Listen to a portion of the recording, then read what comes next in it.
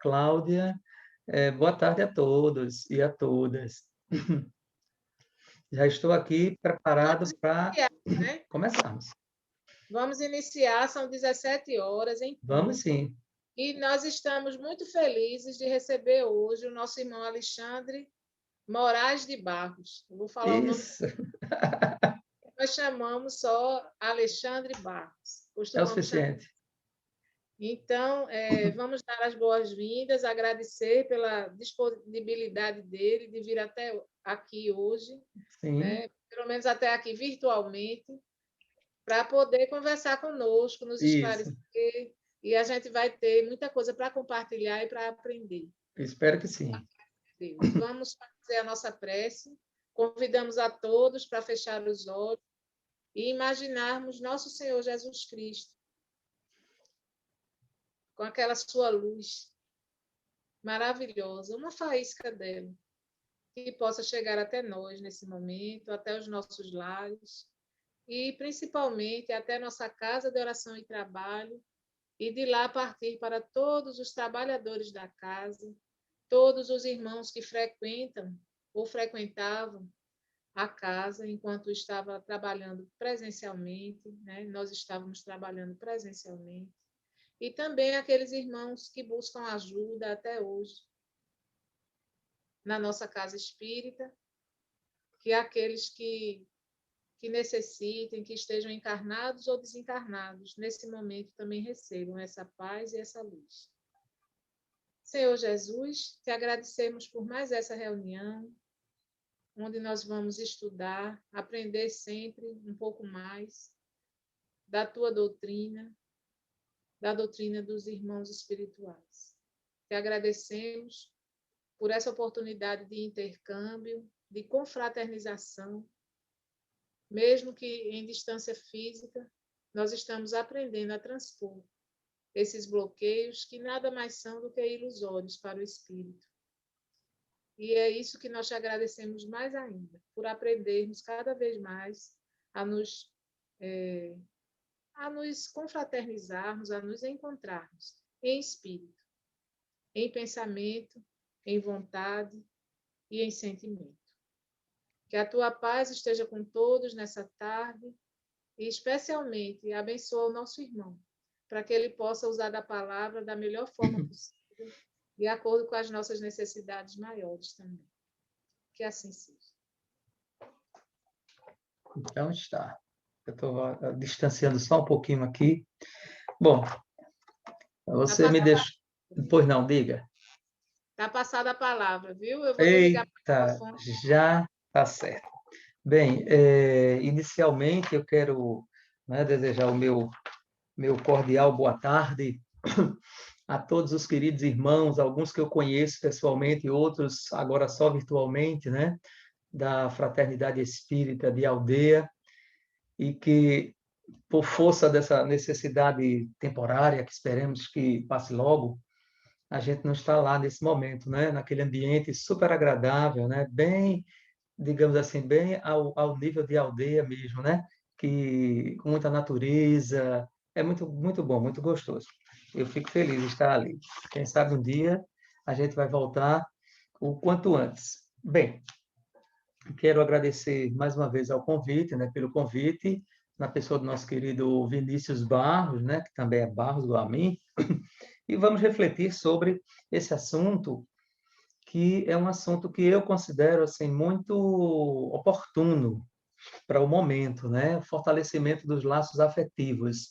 Eu acredito que, não sei, né, mas os que me ouvem nesse momento, talvez não tenham tido, e nem eu, claro, não tenham tido oportunidade maior ou melhor ou mais longa de estar tanto tempo com os seus familiares, tendo com isso a oportunidade para fortalecer ou até construir os laços afetivos que certamente vem construindo, né, desde encarnações passadas. Esse momento é oportuno por causa disso. Mas antes mesmo de começarmos, eu vou apresentar para vocês rapidamente, né, a bibliografia que está aqui do meu lado, que nós utilizamos para essa exposição.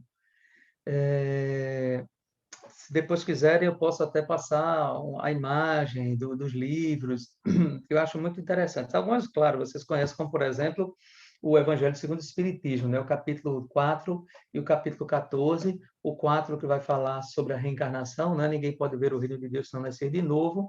E o capítulo 14 que vai falar sobre honrar o vosso pai e a vossa mãe. Esse livro aqui da década de 70 certamente fica aparecendo ao contrário para vocês, não é isso? O nome aqui. Aí aparece normal? Ah, que bom. Pensei que era ao contrário. Para mim, aparece ao contrário. Então, aqui tem o livro A Vida em Família, de Rodolfo Caligares. É um clássico esse livro, muito importante, é uma referência, e é da década de 70, mas ainda é muito atual. Ele vai falar, tem duas partes, vai falar sobre o relacionamento entre cônjuges e o relacionamento entre pais e filhos. Eu trouxe um outro aqui que também, quer dizer, faz parte de uma coleção clássica, né? O livro Missionários da Luz, que aqui está, que é o terceiro livro da maravilhosa série André Luiz, porque a gente vai falar rapidamente sobre o caso da reencarnação de Segismundo. Tenho certeza que vocês já leram, né? Mas é só para a gente retomar algumas coisas que ali está. Aqui um outro livro que não é clássico e talvez seja pouco conhecido de vocês, mas é um livro muito interessante, é um romance, Exilados por Amor, e esse livro, eu, por sinal, já li várias vezes, né? E também já chorei muitas vezes na medida que li, porque ele é muito emocionante. Ele vai contar, digamos assim, a saga de um espírito que chegou a conviver com Jesus, né? Diretamente com Jesus, durante a vinda de Jesus aqui.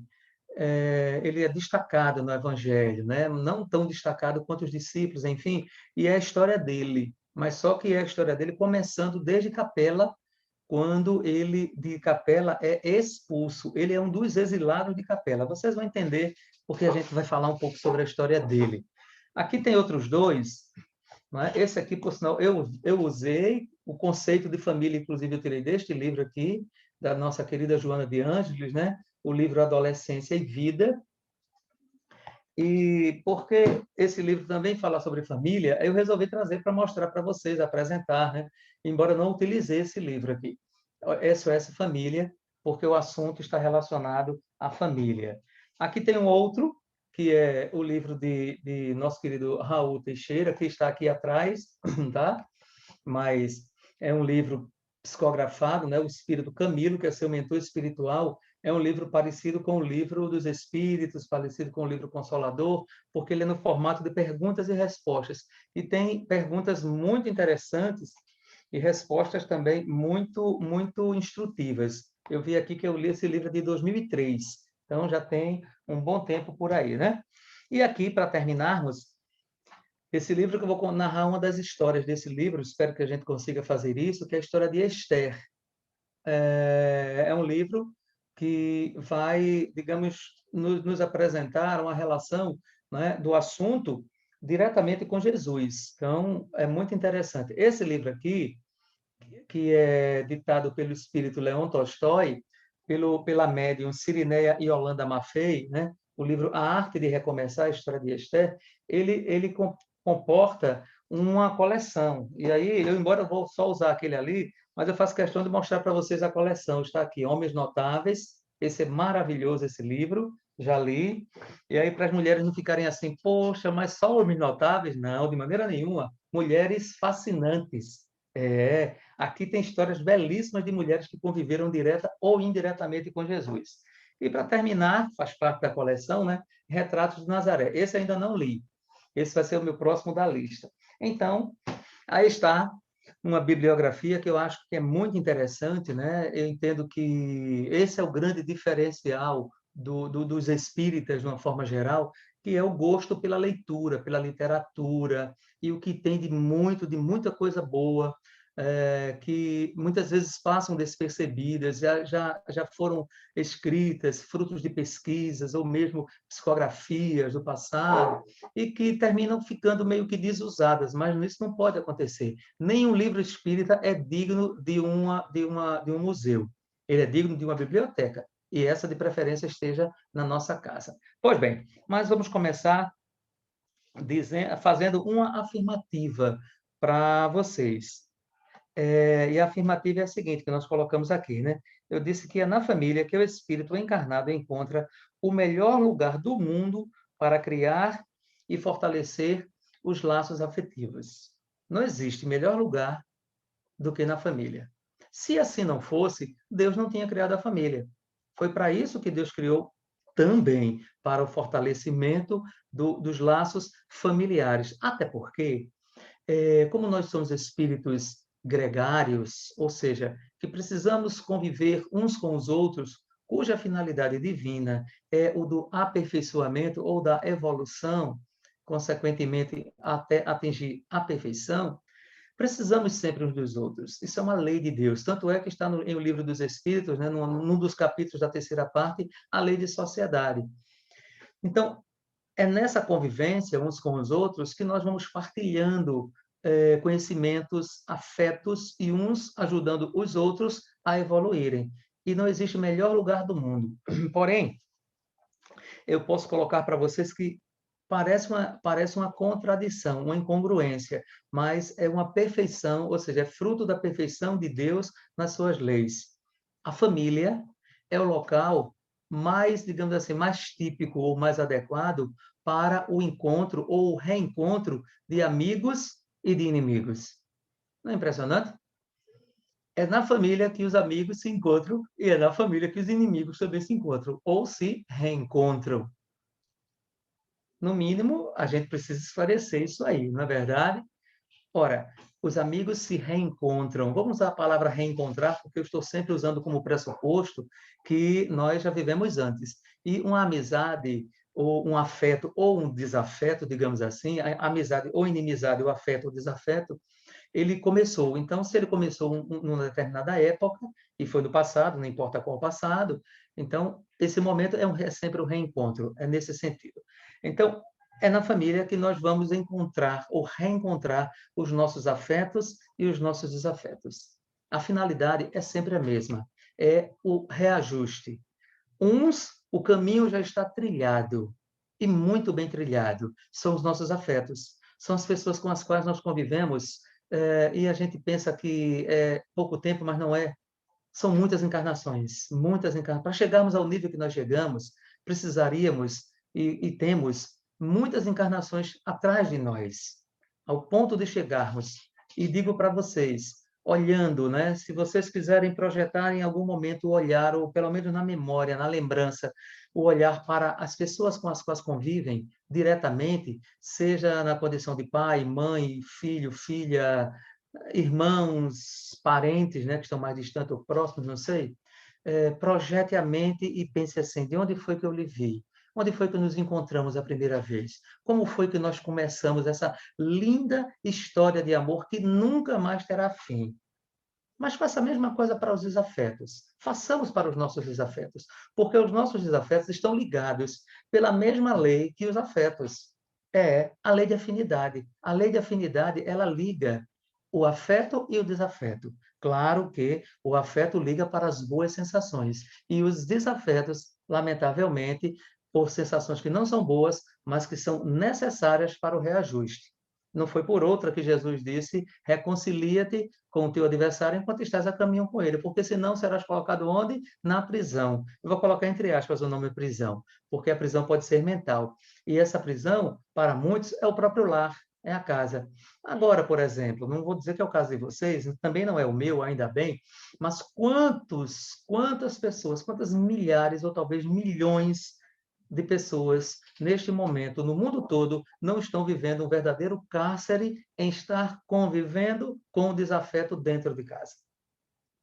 Não é uma ótima oportunidade para reconciliação? Então, por isso que eu falei que na nossa história, na história da humanidade, pelo menos da humanidade mais recente, que é a nossa, não encontramos melhor oportunidade para fortalecer os nossos laços, seja desatando alguns nós, que são os desafetos, seja apertando alguns laços, que são os nossos afetos. É nesse sentido que nós queríamos colocar. Pois bem, e aí, seguindo na nossa reflexão, eu gostaria também de colocar algo que eu entendo ser muito interessante, é que essa convivência, essa oportunidade que nós estamos tendo de conviver com essas pessoas na condição dos nossos afetos, e até dos nossos afetos, é uma oportunidade que eu posso chamar de única, ou eu poderia chamar de última. Qual das duas a gente poderia utilizar? Oportunidade única, porque pode ser que nós não a tenhamos, nunca tivemos antes uma oportunidade tão maravilhosa de fortalecer esses laços como nós estamos tendo agora. E eu disse última, porque pode ser, sim, a última, a nossa ou a dessa pessoa com a qual nós convivemos. E aí eu agora vou fazer uma observação mais contundente, a do desafeto pode ser a última vez que nós tenhamos a oportunidade de convivência com ele aqui na Terra. Aí eu já vou agregar a um outro tema que a gente não vai entrar, né? Só um passeio rápido, que é a de que nós estamos vivendo uma transição moral, ou a transição planetária, como se é clássico falar, né? Mas é a transição moral do nosso planeta. E existem milhões, milhares de espíritos que estão partindo da Terra porque deixaram a Terra na sua última encarnação por muito tempo, como aconteceu em Capela, há mais ou menos 10.000 anos, eu não sei precisar, e que deu origem, né, ao que eu tinha falado, e vou mostrar para vocês, está ali, o livro Exilados por Amor. Pois bem, mas nós sabemos que a construção desse afeto, principalmente do afeto, né, ele requer ou precisou ou necessitou de muitas encarnações. Eu inventei uma vez de fazer um cálculo, depois eu desisti porque eu entendi que não deveria fazer isso, até porque é uma coisa tão da minha cabeça, né? Mas eu fiquei pensando assim, ora, eu estava falando sobre mim, Alexandre Barros, né? Quantas encarnações eu já tive desde que Deus me criou? Eu inventei de fazer esse cálculo doido, vocês acreditam? Pois bem, desde quando eu, né, tive a minha primeira encarnação, o chamado estado de natureza, aquele ser primitivo, aquele ser da caverna, todo peludo, né, que andava sem roupas e que não falava, grunhia e que tinha medo do fogo. Todo mundo passou por isso, né? Então não adianta a gente rir um do outro, a gente pode rir de si mesmo. Pois bem, então digamos que aquela tenha sido a minha primeira encarnação. Estou falando como espírito, não como princípio espiritual. Então daí para frente, até agora, quantas encarnações eu já tive? Eu fiz um cálculo tão doido, gente, e eu cheguei assim, eu só acredito que eu devo já ter tido mais ou menos umas 2.000 encarnações. Isso foi a minha loucura, né? Então eu perguntei a mim mesmo, assim, nossa, com 2.000 encarnações, quantas pessoas eu já conheci na minha vida, né? E essas pessoas que convivem comigo hoje, né? Minha esposa, que eu tenho um carinho, um amor muito grande por ela, meu filho também, né? A nossa família é tão pequenininha aqui, né? É minha esposa e meu filho apenas. Mas quantos afetos, quantas pessoas eu já conheci que estão no mundo espiritual, estão em encarnações em outras cidades, mesmo na Terra, estão em outras famílias que a gente reencontra essas pessoas, seja no centro espírita, seja no nosso trabalho, seja naquele bairro, enfim, né? E que a gente bate o olho e diz assim: nossa, eu amo essa pessoa de quando? De onde? Né? Então, veja, da mesma forma dos afetos, eu estou falando só dos afetos. Então, mas quando é que tudo isso começa? Nessa encarnação, ela, digamos, essa possibilidade de afeição, ela começa já nas primeiras, digamos assim, nos nossos primeiros anos de vida, né? Na nossa infância. É na nossa infância que a gente vai, digamos, recuperando essas informações afetivas, elas vão começando a fazer abrir certos arquivos emocionais e até da nossa cognição, né? Da nossa memória, identificando. E essa é a razão, muitas vezes, porque a gente, desde pequeno, a gente vai criando afetos com uns e que não tanto com outros da mesma família. Né? Tem aquele irmão, aquela irmã, que a gente gosta mais, que a gente gosta menos, que a gente ama demais, enfim. Eu, particularmente, tenho até isso na minha família. Na minha família tem 6, eu sou o quinto de 6 irmãos, e eu realmente tenho alguns que eu tenho assim, uma aproximação maior, uma afeição maior que outros não. E aí a gente entende que se Jesus não teve aquela grande aproximação com seus irmãos, né? Jesus era um estranho para ele, né?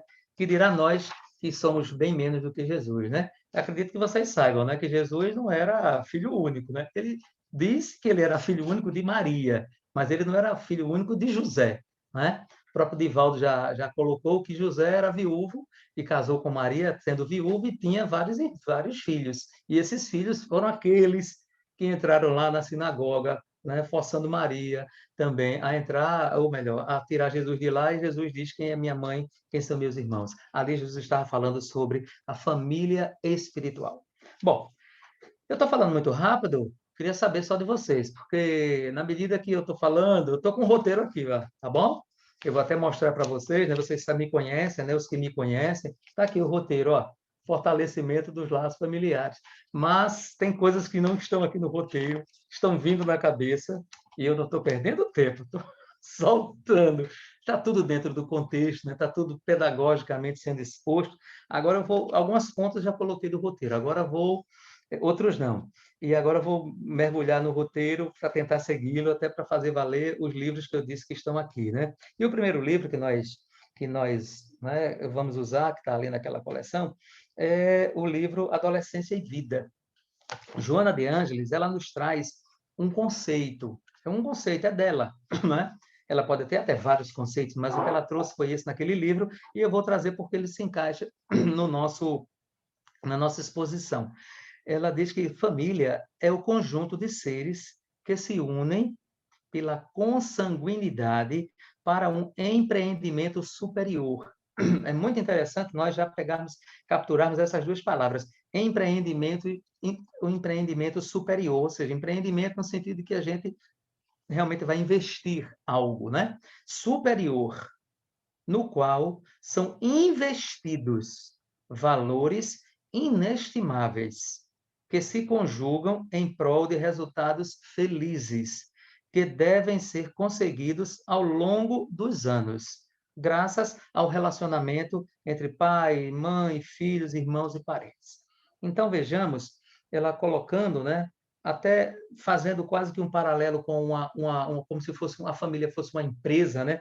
Então, um empreendimento superior em ter que ser investidos valores inestimáveis. Não existe quantificação, qualificação para determinados valores. E os valores que ela está colocando aqui são principalmente os valores morais. E em termos de valores morais, a gente vai falar o maior de todos, que é o amor. O amor por todos aqueles com os quais nós convivemos. O pai, a mãe, os irmãos. E nós que somos espíritas, né, por força da necessidade, e eu poderia até dizer assim, com todo respeito, pedindo licença a vocês, por obrigação de já identificar que a nossa consciência, pelo que nós já conhecemos da doutrina espírita, é diferenciada. Então, quando nós nos tornamos espíritas e conhecemos todas essas coisas e passamos a conviver e já convivíamos, claro, com os nossos familiares, e principalmente a partir daí, nós identificamos aqueles que são mais afetos ou mais afetuosos e aqueles que são menos, aí é onde começa, digamos assim, a nossa obrigação, o nosso dever moral de investir.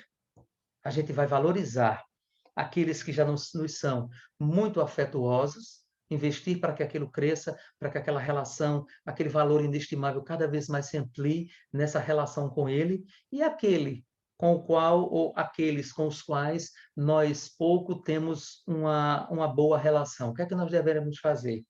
A gente deve desprezar?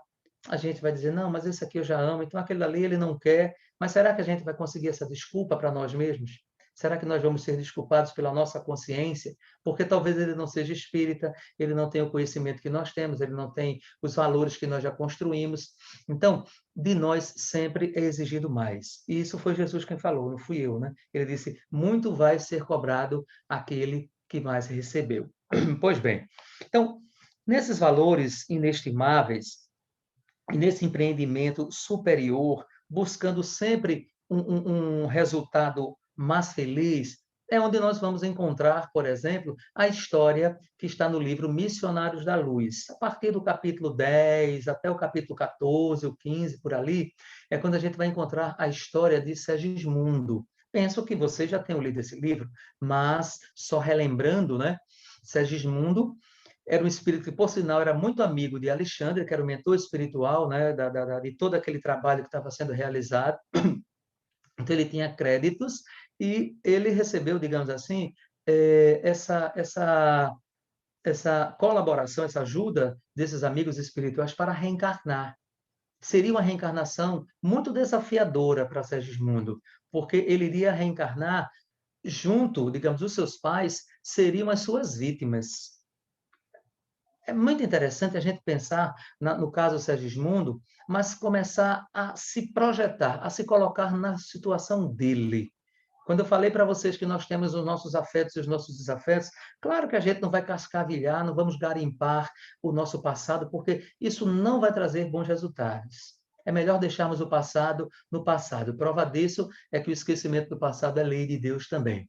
Mas nada impede de nós identificarmos o que é afeto e o que é desafeto, justamente para construirmos, para fortalecermos. São os investimentos, né? Os empreendimentos que Joana de Anjos falou aqui, empreendimentos superiores.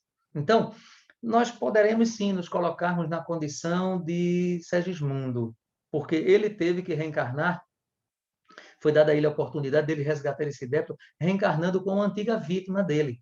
Né? E só fazendo um contexto bem rápido, a gente sem demorar muito sobre isso, Segismundo, ele, numa encarnação anterior, ele se apaixonou, né? Se, digamos assim, ele se enamorou de uma jovem de nome Raquel e que estava já prometida para uma outra pessoa. Os dois, inclusive, iam se casar. Eu vou dar os nomes deles aqui, embora os nomes não eram os mesmos do passado, tá? Mas para ficar mais fácil. Então, existia uma pessoa de nome Adelino e uma jovem que era, digamos, noiva de Adelino, e o Segismundo entendeu de disputar essa mulher com Adelino, porque ele queria tê-la para sua esposa, numa época, na Idade Média, né, no passado, lá atrás, né, na Europa, em que os homens, lamentavelmente, disputavam as mulheres a fio de espada. E assim foi feito. Eles criaram, né, eles providenciaram um duelo para disputar aquela mulher. Que coisa louca, né? A gente pensando isso hoje, né? Mas naquela época era tão comum. Quem sabe a gente não fez isso, né? Várias vezes, né? Olhar para o nosso passado é olhar para, quer dizer, olhar para o passado é olhar para a nossa história. É isso que eu queria dizer. E eles foram às vias de fato, né? Com espada na mão, e eis que Segismundo mortalmente atinge o coração de Adelino. E Adelino morre. No final das contas, Raquel não ficou com o próprio Segismundo. Raquel, inclusive, morre, ou seja, ela passa a vida num prostíbulo, foi para onde ela foi, porque a sociedade da época tinha muito de rejeição. Eis que, em encarnações futuras, que é o que narra o livro Missionários da Luz, Adelino e Raquel, dessa vez sim, conseguiram casar-se, né? Eram casados, então ali estavam os dois. Raquel havia perdoado Segismundo, mas o Adelino ainda não tinha perdoado, então esse perdão foi feito no plano espiritual, mas uma coisa é perdoar, a outra é amar. É um processo. É um processo muito longo, muitas vezes. E houve todo um processo que foi feito no plano espiritual para que Adelino aceitasse. E Segismundo, sim, vai reencarnar e vai ser filho de Adelino, ou seja, ele vai ser filho da sua própria vítima. O próprio livro narra que o relacionamento, não de forma muito, não é, mais detalhada, mas a convivência dos dois não seria uma convivência, digamos assim, para nós aqui, tão fácil, porque se tratava de um algoz e uma vítima, de um assassino daquela pessoa. E Segismundo, inclusive, ele reencarnou com problemas cardíacos. Por quê? No perispírito dele ficou marcada a tragédia que ele provocou, né, no coração de uma outra pessoa. O registro ficou no seu perispírito e ele nasce com complicações cardíacas. O livro não avança, além disso, para que a gente saiba o que foi que aconteceu mais na frente. Mas o fato é que a gente sabe que essas providências são sempre tomadas pela espiritualidade para a reconciliação. Vocês lembram que eu tinha dito que a família, contraditoriamente, eu até usei esse termo, né? Contraditoriamente, Deus, na sua perfeição, ele criou o mesmo palco para reunir amigos e inimigos, para o fortalecimento dos laços de amizade e para a reconciliação dos adversários. É incrível, é maravilhoso saber de tudo isso. Isso nos ajuda muito. Eu, particularmente, digamos, aprendi muito com isso, porque a gente às vezes fica meio, né? Existem pessoas que ficam, têm traumas, têm problemas de relacionamento, de convivência, porque meu pai não me ama, porque minha mãe não me ama, porque eu não consigo gostar do meu filho, porque a minha filha é isso, minha filha é aquilo. Então, na medida em que a gente conhece essa nossa realidade de certa forma, esse véu que foi em parte retirado, só para a gente conhecer o mecanismo da lei, e a gente olha para trás e vê esse pequeno panorama, a gente se acalma. A gente se acalma porque o nosso olhar, ele também não pode se limitar ao nosso passado baseado no nosso presente, mas ele pode sim se projetar para o futuro baseado no nosso presente. Aí é que está aquela pessoa da nossa família com a qual nós convivemos, ou aquelas pessoas, e não nos damos bem, que nós possamos fazer o nosso possível, o nosso máximo, para sairmos dessa encarnação em condições mais adequadas, porque no futuro vamos nos reencontrar, claro. E se, aí agora fazendo uma comparação, se hoje temos pessoas com as quais nós convivemos e que são maravilhosos afetos, que a gente tem uma saudade enorme, a pergunta é, onde foi que, ou quando e onde foi que começou esse afeto? Esse parente ou esse familiar que hoje nós amamos muito e que ele também nos ama, pode ter sido um inimigo do passado. Então, veja, o presente, o agora, né, o presente, é o futuro daquele passado que a gente odiava. Então, veja o que foi que deu. O que deu é que hoje nós amamos muito, né? Nos amamos muito uns aos outros. Então, se hoje nós temos pessoas com as quais convivemos e não convivemos bem, fiquemos certos, façamos a nossa parte, apacentemos a nossa consciência, suavizemos o nosso coração, porque no futuro nós seremos muito amados e amaremos muito essas pessoas. Esse é o nosso entendimento. Parece até que a palestra está terminando, né? Mas ela não chegou nem na metade. Vamos seguir? Pois bem, no livro, quer dizer, no livro, o Evangelho segundo o Espiritismo, no capítulo 14, né, que vai falar sobre honrai o vosso pai e a vossa mãe, tem um texto que eu achei muito interessante e que ele encaixa perfeitamente no que nós estamos dizendo agora, que é o seguinte, diz assim, os que encarnam numa família, sobretudo como parentes próximos, são, as mais das vezes, espíritos simpáticos, ligados por anteriores relações, que se expressam por uma afeição recíproca na vida terrena. E aí nós completamos. É daí que surge o fortalecimento dos laços afetivos entre os espíritos que encarnam em família. Então, se nós somos velhos conhecidos e temos bons relacionamentos, esses laços a cada encarnação ele vai se fortalecendo, se tornando hoje o que é para muitos de nós. Mas também pode acontecer, sejam os espíritos que conosco estão em família, completamente estranhos esses espíritos uns aos outros e afastados entre si por antipatias igualmente anteriores, que se produzem, ou melhor, que se traduzem na Terra por um mútuo antagonismo, que aí lhe serve de provação. Foi o que nós tínhamos colocado há poucos instantes, que a família perfeitamente foi o palco que Deus criou para unir inimigos e amigos. Aqui está dito e confirmado pelo próprio livro do Evangelho segundo o Espiritismo. E nesse segundo caso, nós complementamos colocando o seguinte: é assim que surge o grande desafio da construção dos laços afetivos entre esses espíritos que nascem ou renascem em famílias nessas condições. Pois bem, então, nós estamos numa família e que posso dizer para vocês que é um núcleo muito pequeno em relação a tantas encarnações que nós já tivemos, não é? Eu disse para vocês que eu calculei, na minha deu 2.000, na de vocês pode dar mais, né? Vocês são espíritos muito mais avançados do que eu, então acredito que tenham mais encarnações. Mas 2.000 já é um número bastante grande para a gente entender que já tem muita gente com as quais conviveu. A pergunta, onde é que estão todos esses espíritos? Eles estão todos na nossa família agora? Claro que não. A minha família, como eu disse, é muito pequena. A de vocês, eu não sei. Mas muitos deles estão no mundo espiritual. Tá? Muitos, e a gente vai falar rapidamente sobre isso, né? Sobre quais condições, em relação a nós ou conosco, esses espíritos estão. Né? Outros estão encarnados em outros mundos, outros em outros países, mesmo na Terra, outros em outras famílias, enfim. Então, é um processo muito, mas muito longo de construção de afeto. Não tenhamos pressa nesse sentido, porque somos espíritos imortais. Então, se o nosso querido Fábio Júnior, né? Quem não lembra de Fábio Júnior, né? Pelo menos é da minha época, né? Ele disse assim, num trechinho, num pedacinho de música, ele diz algo tão lindo, ele diz assim, que a gente ame logo o que tem para se amar, que o sol está se pondo e a gente não larga essa angústia no olhar. Então, se a gente tem que amar logo um afeto, se a gente tem que dizer que gosta, diga logo. Não espere para depois que desencarnar, quando estiver no leito de morte, quem sabe a gente não vai ter nem essa chance, né? Então, que a gente aproveite essa encarnação para fortalecer os laços daqueles que podem ser fortalecidos e para, digamos, desatar os nós muito fortes daqueles cujos nós não foram bem colocados. Bom, por falar em nó, aí a gente vai mostrar para vocês, né? Vou até pegar de novo aqui, porque pode ser que seja interessante mostrar a capa. Cadê ele? Está aqui. O livro Exilados por Amor.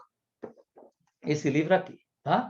Esse livro aqui, ele vai contar a história de um casal, Ernesto e Elvira, tá? Que, por sinal, já vou fazer uma revelação para vocês. O livro narra que eles tinham um filho. O nome do filho, agora estou esquecido se era Daniel, Davi, eu não lembro bem o nome.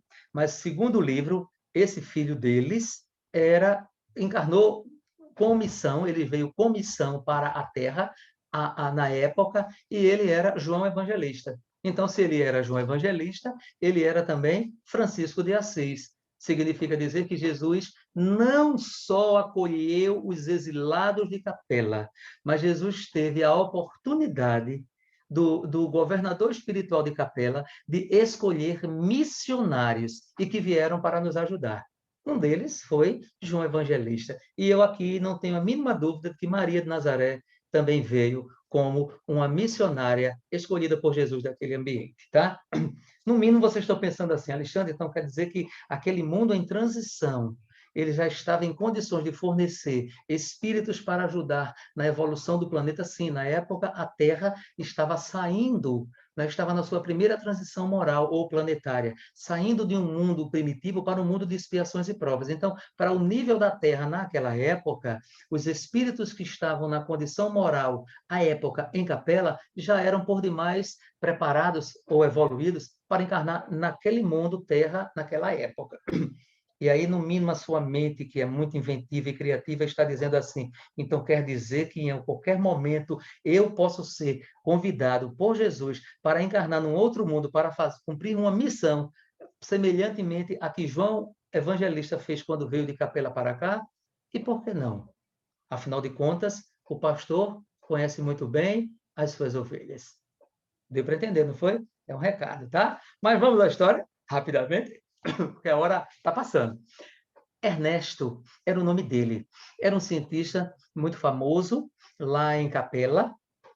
Capela estava no período da sua transição planetária, esse mesmo que nós estamos vivendo na Terra nesse momento. A Terra está na transição planetária. Muitos espíritos estão desencarnando da Terra, não vão voltar nem tão cedo. É lamentável o que eu tenho que dizer, não é? E não é por minha vontade, mas é a lei de Deus. E o que eu estou dizendo para vocês está no capítulo 18 do livro A Gênese segundo o Espiritismo, ou seja, a transição planetária ou moral da Terra. Então, Capela passava por essa transição planetária lá à sua época, e muitos espíritos seriam exilados, seriam expulsos da Terra. E o que acontece? Ernesto era um espírito muito inteligente, inteligentíssimo, por sinal. Era um cientista, ele estava fazendo umas pesquisas.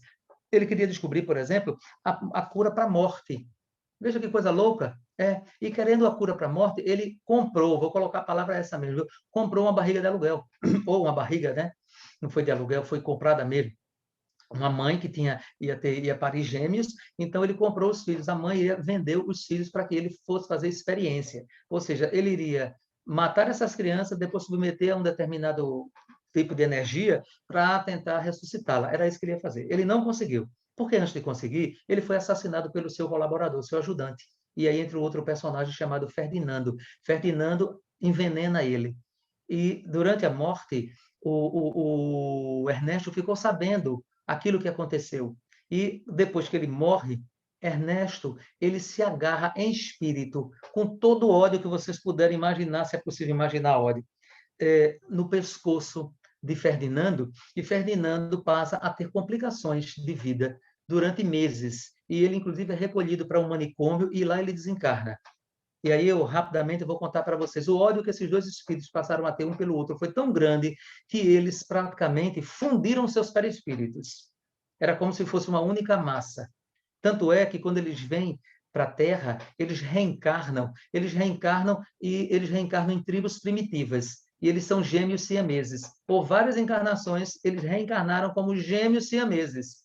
E que as tribos, como eram primitivas, não tinham esclarecimento, claro, achavam aquilo uma aberração e os assassinavam. Então, eles desencarnaram várias vezes nessa condição. Depois de muitas encarnações, é que eles conseguiram, os perispíritos conseguiram se separar. Agora vamos para o outro lado. Elvira. Elvira era a esposa dele, de Ernesto, um espírito já moralmente muito elevado, de outras encarnações em outros mundos, e que desde outras encarnações vem tendo convivências com Ernesto. Elvira, um espírito que evolui moralmente muito, e Ernesto, um espírito que evolui intelectualmente demais. E aí as distâncias vocês conseguem perceber que se tornaram muito grandes. E é nessa situação que Ernesto é expulso de Capela e vem encarnar na Terra, por sinal, o livro narra 3 encarnações dele, uma no Egito, outra em Roma e a última em Jerusalém, quando ele é um dos contemporâneos de Jesus. Eu não vou dar o spoiler, como diz, né? A não ser que vocês peçam. Se pedir, eu digo. Mas eu prefiro não dizer. Não, não, vou dizer não, cara. Só foi você. Só foi você. É porque é um momento maravilhoso. Eu digo para vocês que quando eu li quem era a pessoa, e não é Paulo de Tarso, tá? Tem muita gente, quando eu falo, pensa logo que é ele. Mas não é. Quando eu disse, nossa, meu Deus do céu, olha que incrível, como foi que esse espírito conseguiu fazer a sua evolução. E o que eu quero colocar para vocês é a insistência de Elvira, quando se fala aqui sobre a construção dos laços de afeto.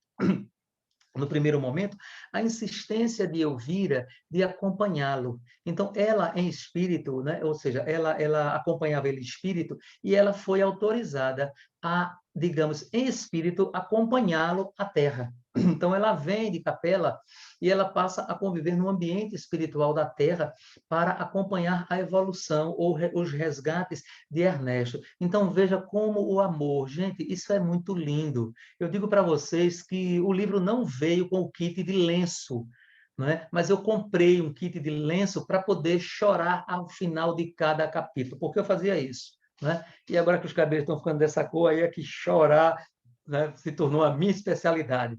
Né? Aqui, por exemplo, só em falando um pouquinho, eu já comecei a me emocionar, eu vou até sair do assunto. Pois bem, agora vamos para o reverso da moeda, né? Porque tem o Ferdinando, lembra do Ferdinando? Que odiava ele? Pois bem, em uma encarnação, Ferdinando reencarnou e foi, digamos assim, parente dele direto. Então veja o quanto o ódio ainda estava dentro do coração. E é Ferdinando que cria uma situação que vai mantê-lo na prisão. Ele vai ser preso em função de uma denúncia feita por Ferdinando, que naquela encarnação era a sua esposa. Não é impressionante?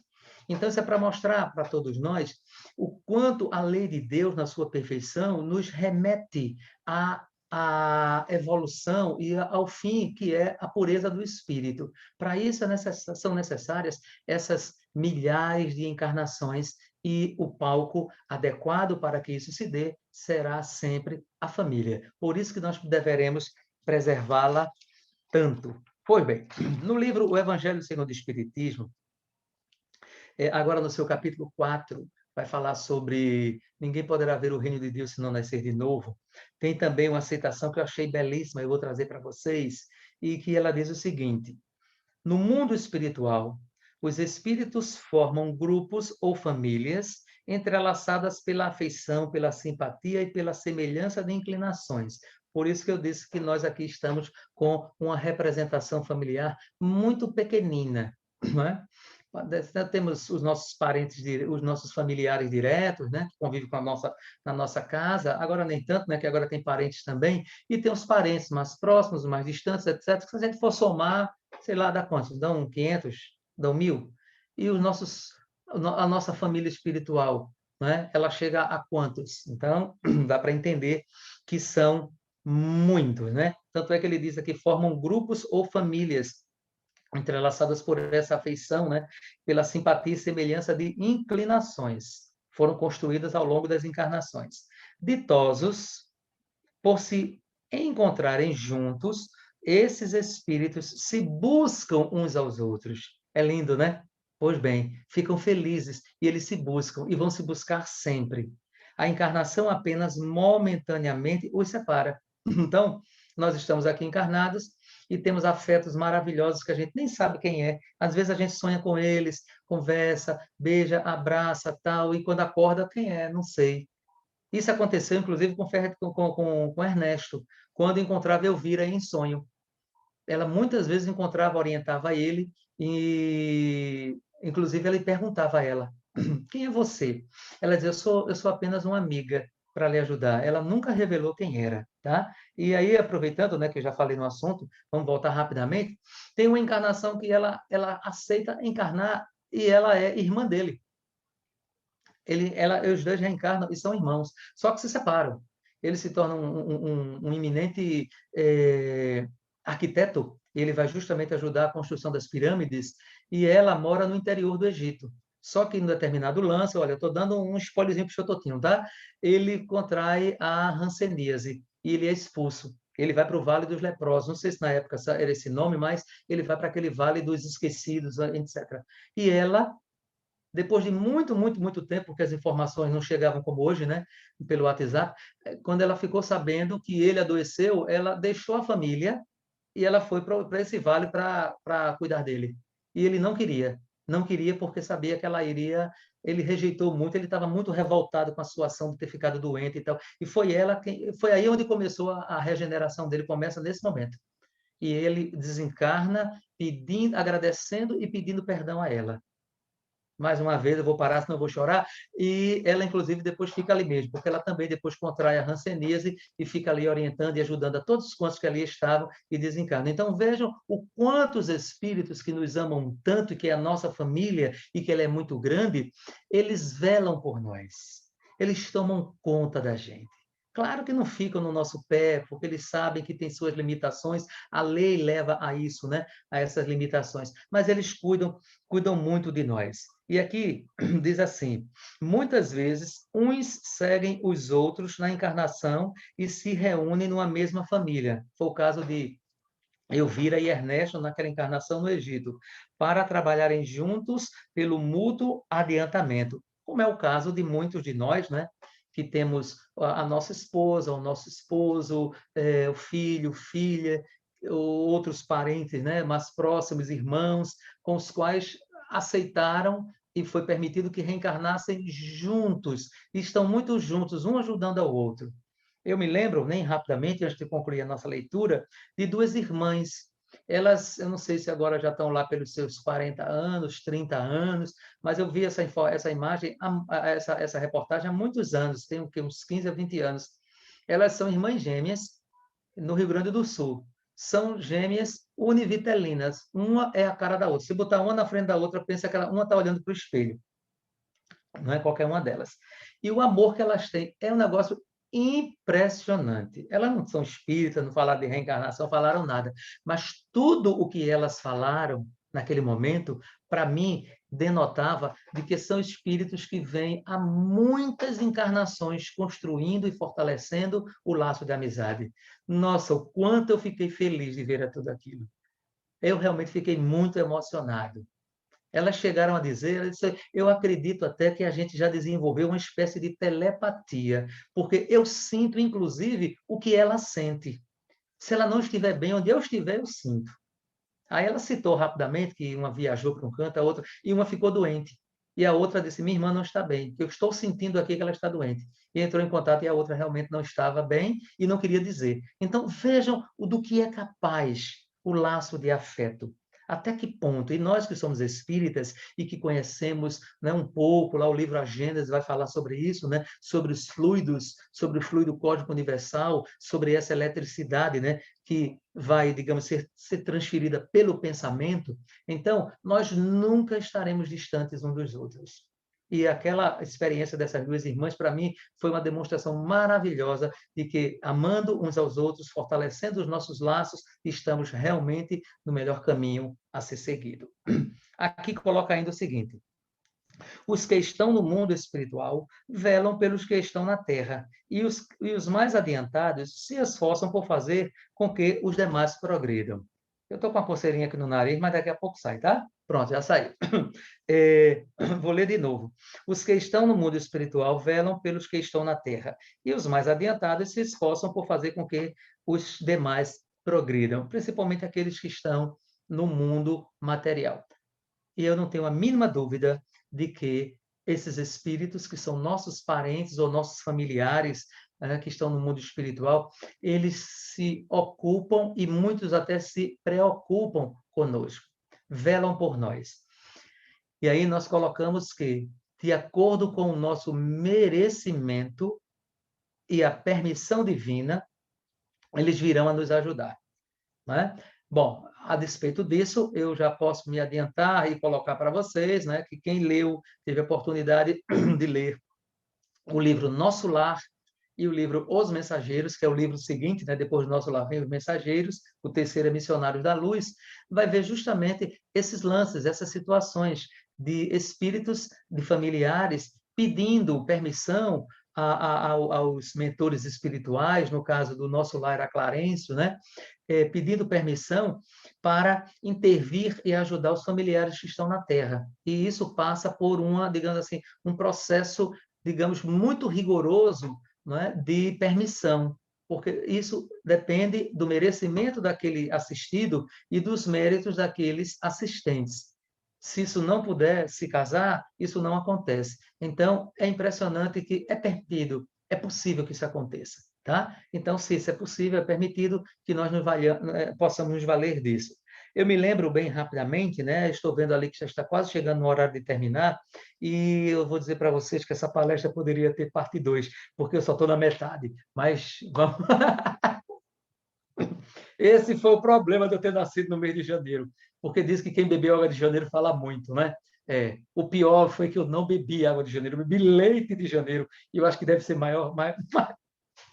deve ser pior ainda. Fala pelos cotovelos. Eu estou até escondendo meus cotovelos aqui para eles não falarem por mim. Bom, só descontraindo um pouquinho. Mas vamos lá. Essa questão de velar pelos nossos, né? É tão interessante. Eu sou dialogador de reunião mediúnica, converso com os espíritos, senão é uma atividade que eu amo fazer também. E certa vez eu tive a oportunidade, e não faz muito tempo, foi em 2012, eu conversei com o espírito, era um jovem, aparentava ter menos de 20 anos, alguma coisa assim. Ele não disse a idade, mas pela forma como ele falava, era jovem. Bom, isso é o suficiente. E ele não deu nome, não deu idade, não deu lugar nem nada, mas ele estava profundamente revoltado com a situação. Muito chateado, revoltado com tudo, com todos, etc. E aos poucos, na medida que a gente foi conversando, ele foi se acalmando, se acalmando.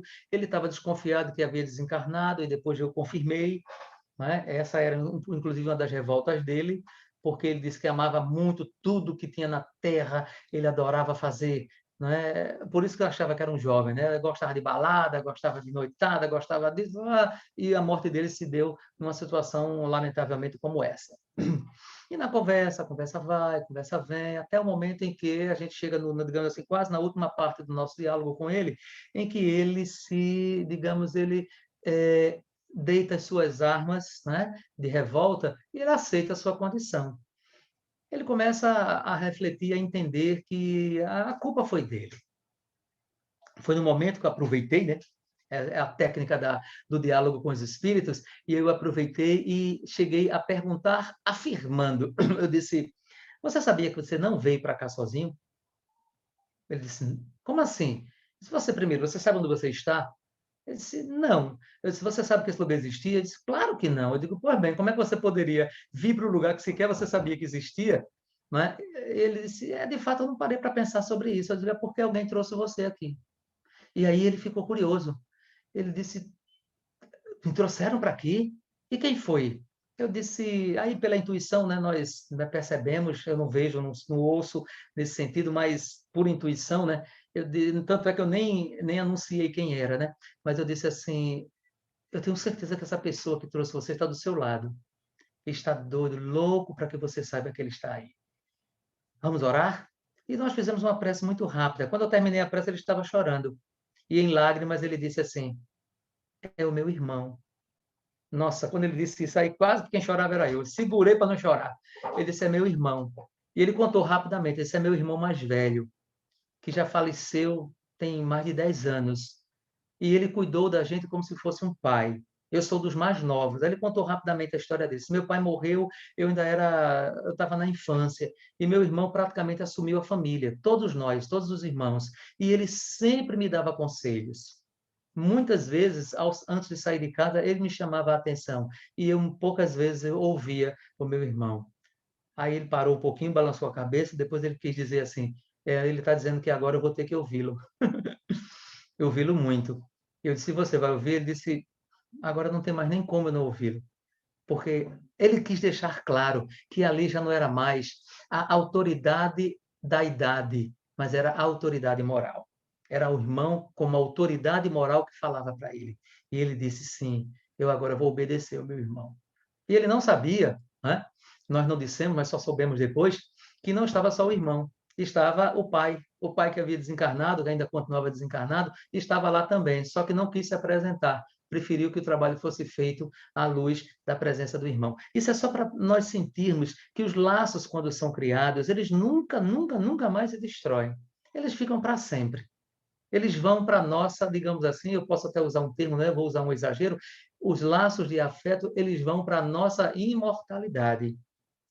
Eles ficam para sempre. Por isso que é tão necessário, é tão importante nós aproveitarmos esse período que nós estamos convivendo mais ou menos intensamente com uns e com outros, para fortalecermos os laços, para desatarmos aqueles nós.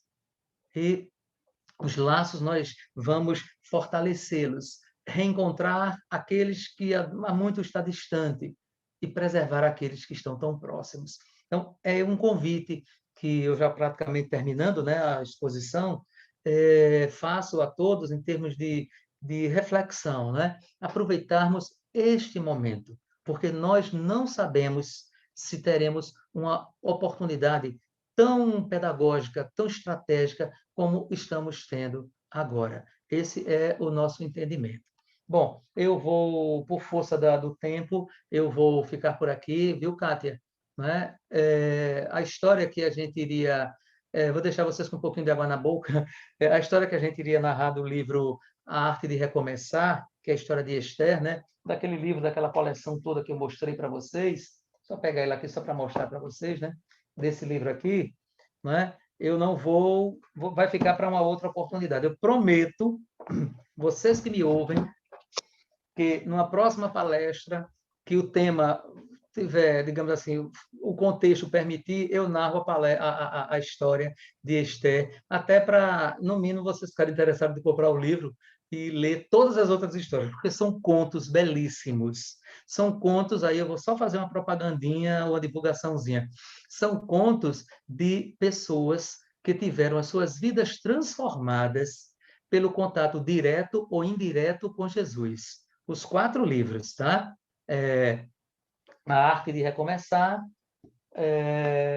Homens Notáveis, Mulheres Fascinantes e Retratos de Nazaré. Esses 4 livros narrados não, né? Narrados, vamos dizer assim, nada mais, por nada mais, nada menos do que um dos maiores escritores, um dos maiores literatos da história da humanidade, Leon Tolstói, o maior escritor da história da Rússia. Então, digo para vocês, e é um romancista, né? O estilo dele é romântico, então ele dá detalhes, e é esses detalhes que acabam com a gente.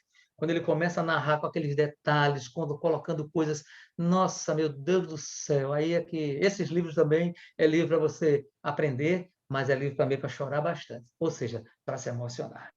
Kátia, acredito que meu tempo já foi, né? Eu vou ficar por aqui, agradeço muito, tá? Essa tarde maravilhosa de convivência com os meus irmãos, né? Que não estão tão longe de mim, graças a Deus, da Fraternidade Espírita de Aldeia, né? Recebam um carinhoso abraço também de uma família que vocês têm, que nem fazem ideia de que tem, que são os irmãos da família Ermelinda Lopes, que é o centro espírita do qual eu faço parte, e que são pessoas fantásticas, maravilhosas, que eu nem vou falar muito sobre eles, porque eu vou me emocionar, porque eu amo a todos realmente. É a família de vocês também. A gente não tem ideia de quanto nós, como espíritas, temos parentes ou familiares no mundo todo.